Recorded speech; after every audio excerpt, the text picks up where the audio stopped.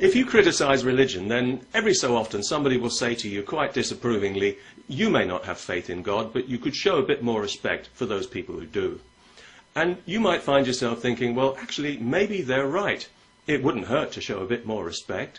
After all, nobody likes to be told point blank that their religion is a crock of delusional garbage and a force for evil in the world, that what they call faith is merely fear dressed up as virtue, and that their puerile beliefs are a straitjacket on the whole of humanity. That's bound to put anybody's nose out of joint. So yes, maybe I could show a bit more respect. The only fly in the ointment is I don't actually feel any respect. I have tried, I really have, and I feel just terrible about it, but it just isn't there.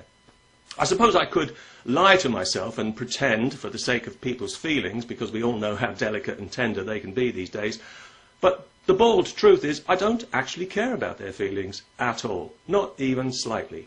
And of course I realise that should weigh heavily on my conscience, but luckily my conscience knows when it's being bullied and manipulated, so it doesn't care either. My conscience knows that there is no earthly reason for anybody on this planet to respect religion in any way. Indeed, purely on the evidence religion itself provides in such regular abundance, there's every reason to actively disrespect it to the point of outright abuse.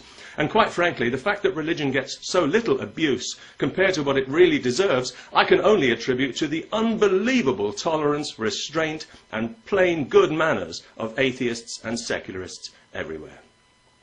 So if you are a religious person, and if you're thinking of demanding more respect for your beliefs, please try to bear in mind that you and your religion are already getting way more respect than you've ever deserved. Your faith is a joke. Your God is a joke. He's so absurd, he's an embarrassment even to people who don't believe in him. And he and you still have it all to prove. So far, no proof has been forthcoming, nor is it likely to be, as we all well know. So respect, I'm afraid, is out of the question. The best you could hope for is amused incredulity, and that would be on a good day. People say, well, you can only truly understand faith when you have faith, which I take to mean when you've suspended your critical faculties and hypnotized yourself into believing a load of fascist nonsense about your eternal soul, then you'll understand faith. Well, I can certainly believe that. Faith peddlers like to put themselves beyond question by claiming that their faith transcends reason, the very thing that calls it to account. How convenient. Yes, faith transcends reason the way a criminal transcends the law.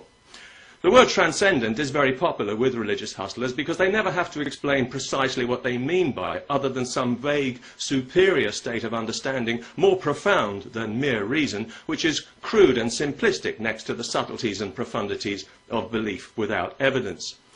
If you hear a senior clergyman, and you will, using the word transcendent to explain the nonsense he claims to believe, then you know two things. One, he doesn't know what he's talking about, and two, he doesn't want you to know what he's talking about either. Faith doesn't transcend reason at all. Faith sidesteps reason. It runs away from reason because reason threatens its cosy bubble of delusion. So faith disqualifies reason the way a Dutch criminal court disqualifies truth and witnesses, and for much the same reason. If you're a believer, your faith allows you to adopt a set of beliefs that make absolutely no sense, knowing that you won't be measured by whether they make sense, but by the level of piety that you exhibit in believing them. In other words, your willingness to deny reality becomes a measure of your virtue. No wonder religion is so popular. But what a price you pay for this virtue. You've been persuaded that believing in the impossible is your only hope. How did that happen? And that your purpose is to worship something beyond your understanding, defined by and only accessible through self-appointed intermediaries.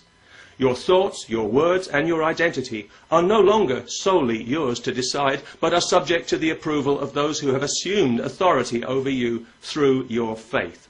The people who've told you that you were born with something wrong with you. Come on, in a state of sin, no less. A condition that can only be cured by complete submission and obedience to them. Surprise, surprise, from the moment you're born to the moment you die. And if all this doesn't exactly flatter your ego, and why should it, don't worry, we can give it a special name to make you feel better and persuade you that you've still got some dignity. Let's call it faith, and let's deem it to be the highest and most noble and profound of all virtues, And let's pretend that it comes from within, when we all know that nothing about your religion is allowed to come from within, because that would give you strength and freedom, the two things your religion wants as far away from you as possible.